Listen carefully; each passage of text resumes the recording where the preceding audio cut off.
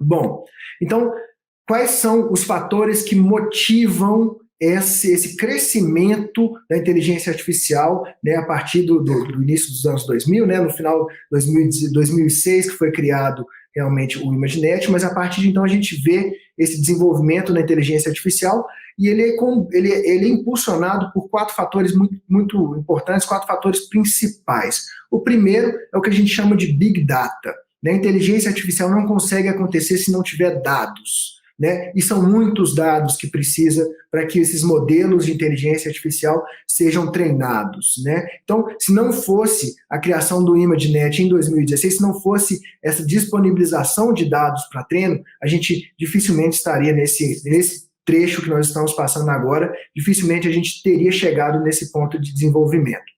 Outra coisa também que foi fundamental para essa tecnologia da inteligência artificial acontecer foi o poder computacional, né?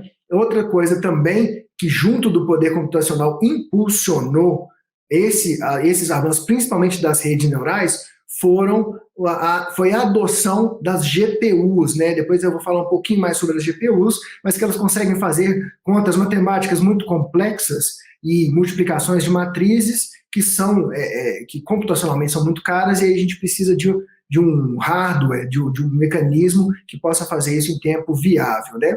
E o último fator que impacta mesmo é o desenvolvimento de novos algoritmos. A gente tem cada vez melhores algoritmos aí no mercado.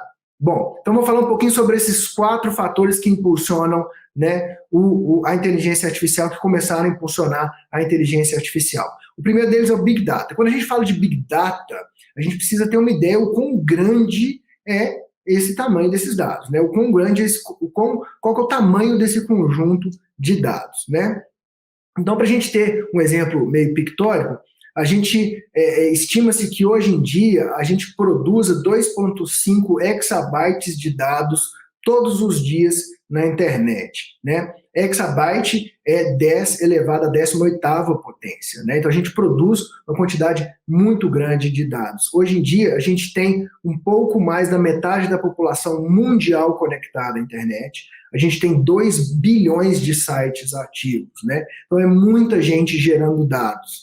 É tão interessante isso que a gente também estima que 90% de todos os dados criados até hoje pela humanidade tenham sido gerados nos últimos 5 anos. Então, realmente, isso mostra a explosão da geração de dados, que foi impulsionada, claro que basicamente pela internet, que começou lá na década de 70, mas que depois foi deslanchando e realmente é o grande produtor de dados hoje em dia. Então, quando a gente percebe essa criação de dados muito grande, a gente fica, às vezes, meio sem parâmetro, né? Então, a gente trazendo o que o Google, né? Acho que todo dia você entra no Google para fazer alguma coisa, para fazer alguma pesquisa, né? Então, só o Google, ele lida com 24 petabytes de dados todos os dias. São 10 elevado à 15ª potência, né? Então, é uma quantidade de dados muito grande que só o Google consegue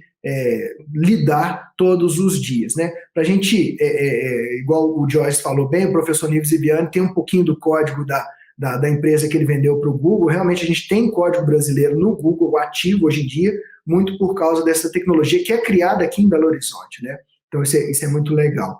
Mas então o Google, ele lida com uma quantidade muito grande de dados e realmente é difícil de se comparar ao Google, né? Mas quando a gente pensa no sistema de saúde, a gente não está muito longe, não. Se a gente pegar uma estimativa da geração de dados em todos os dias, de dados médicos no mundo inteiro, a gente tem 6,3 petabytes. É a mesma ordem de grandeza de dados que o Google gerencia, né? E o Google, para vocês terem uma ideia, o Google ele gerencia mais ou menos 40 mil pesquisas por segundo. 15% dessas pesquisas estima-se que são pesquisas novas, né? Então, realmente, a gente, com a criação de dados médicos, a gente tem uma riqueza de dados muito grande, a gente cria muitos dados, né? Principalmente na minha área, a radiologia, né?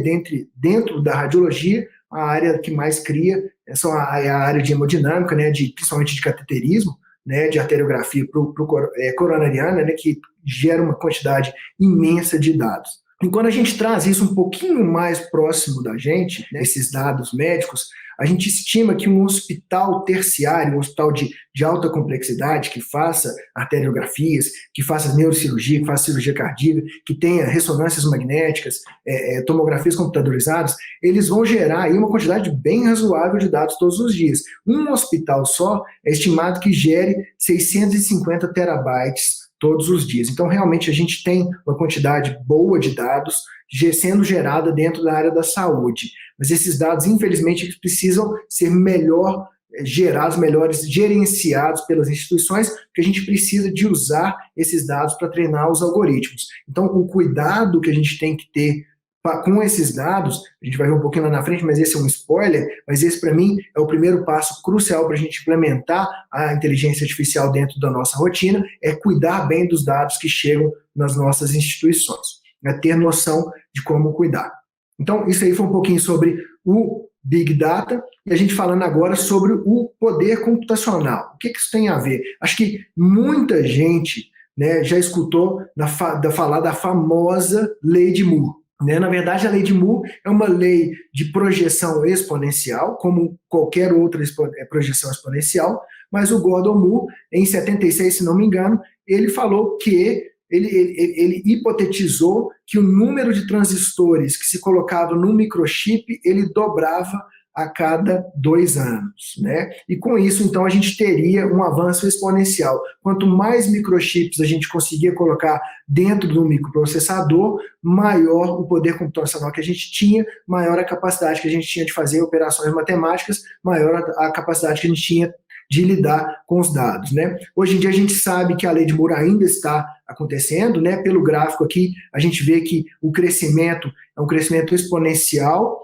Vocês vão perguntar, poxa, Augusto, mas o crescimento exponencial, a curva que devia ter era uma parábola que sobe, né? E, na verdade, isso é uma escala logarítmica, né? Que a gente consegue ter essa escala retilínea dessa forma, mas essa escala, quando a gente tem as unidades transformadas em logaritmo, a gente tem essa curva ascendente, que é uma característica de uma curva exponencial. Então, realmente, a Lei de Moore, ela é atuante hoje em dia, mas a gente ainda tem vários desenvolvimentos, eles hipotetizam que ela vai chegar no seu limite, porque a gente não tem mais espaço físico daqui a pouco para poder colocar transistores dentro dos microprocessadores, mas aí esse é um assunto para outra aula, a gente vai falar sobre computação quântica, a gente vai ainda ter muito tempo com uma evolução exponencial dos computadores até chegar nesse limite. Ao mesmo tempo que os processadores, né, que fica muito mais fácil de processamento, porque a gente consegue fazer um processamento mais rápido a partir dos microchips, o preço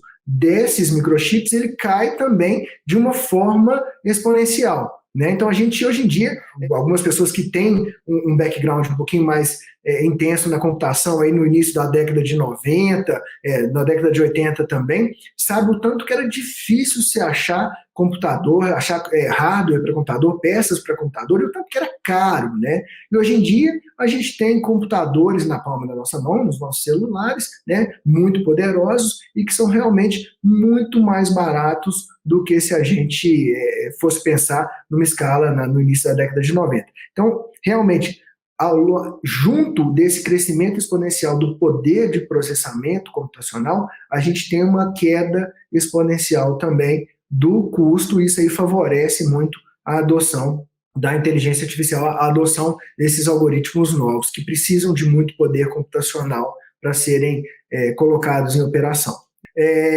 Eu não sei se algum de vocês aqui lembra desse jogo Doom, do início da década de 90, né, que foi um dos primeiros jogos, talvez o primeiro de grande escala, que usou as famosas GPUs, né, que são as Graphic Processing Units, que são os cards, né, que é o hardware que faz a tridimensionalidade dentro do jogo. Né? Antes das GPUs era impossível fazer jogos em 3 dimensões. Então o Doom foi o primeiro jogo que realmente lançou mão do uso das GPUs, e aí realmente a gente, a partir desse uso na computação, principalmente nos jogos de computador, né, a gente entende a influência dos jogos de computador nesse desenvolvimento tecnológico, é muito importante, é um mercado muito grande e que impulsiona muito esses desenvolvimentos. Bom, então a gente tem a adoção dessas GPUs que faz esse processamento matemático, principalmente, igual eu falei,